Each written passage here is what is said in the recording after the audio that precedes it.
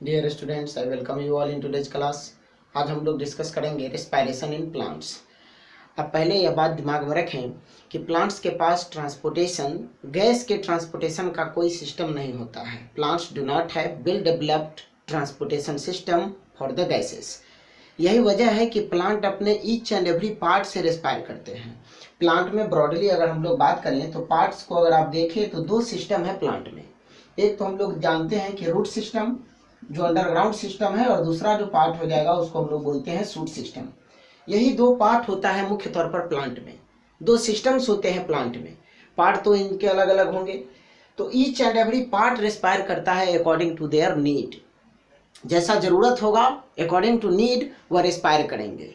लेकिन आप याद रखें कि each and every part respire करता है। ऐसा क्यों?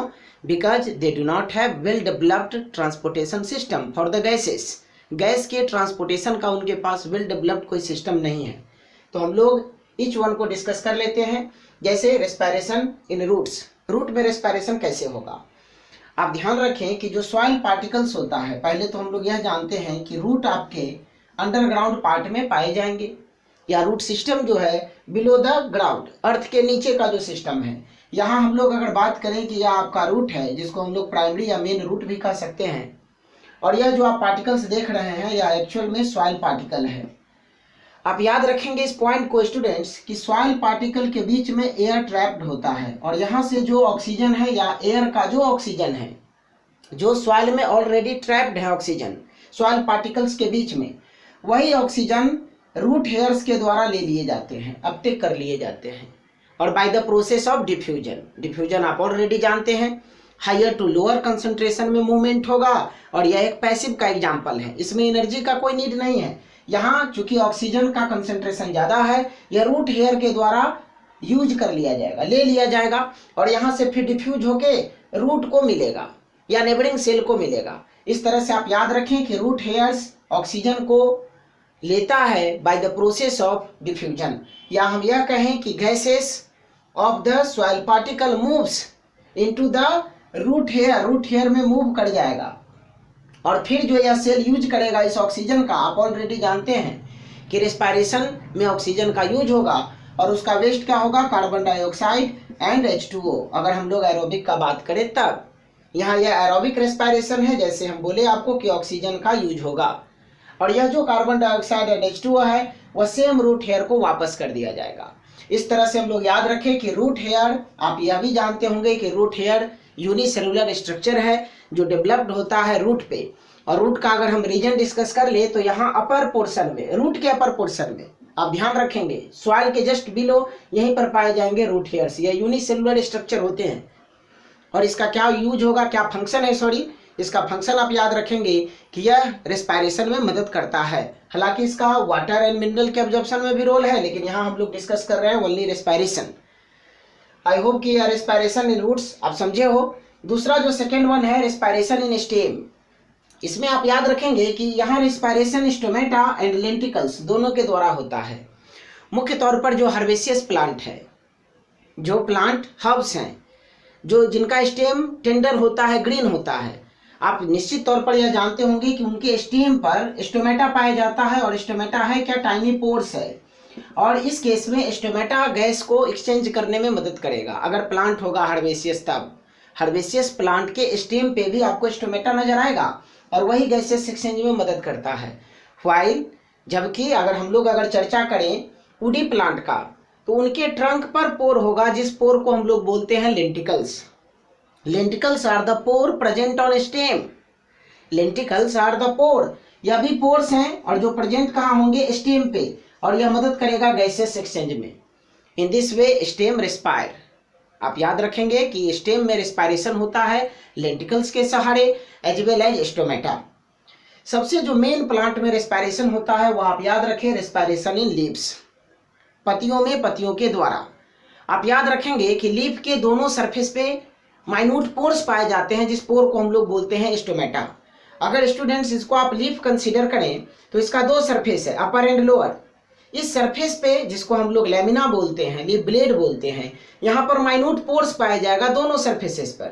यह डिपेंड करता है कि किस सरफेस पर कितना होगा, या लीफ के नेचर पर डिपेंड करता है। उसके हैबिटेट पर डिपेंड करता है।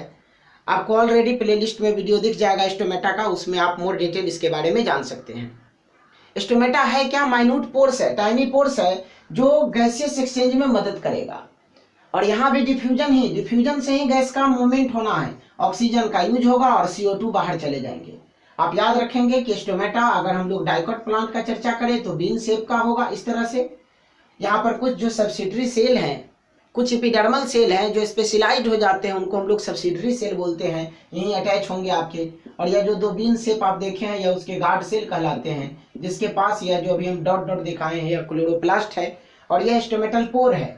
इसी पोर से आप याद रखें कि ऑक्सीजन बाहर जाएगा हम कहें, या फिर यह कहें कि ऑक्सीजन अंदर आएगा, यह डिपेंड करता है। इसको हम थोड़ा सा और इलॉबरेट कर देते हैं कि किस केस में ऑक्सीजन बाहर जाएगा और किस केस में ऑक्सीजन इनहेल होगा। इनहेल एंड एक्सहेल, अंदर आने से मतलब है कि गैस को लेना, इनहेल करना, और बाहर करना मीन्स एक्सहेल। हालांकि इनहेल और एक्सहेल के लिए आप याद रखें कि ऑक्सीजन का लेना होगा और CO2 को एक्सहेल करेगा।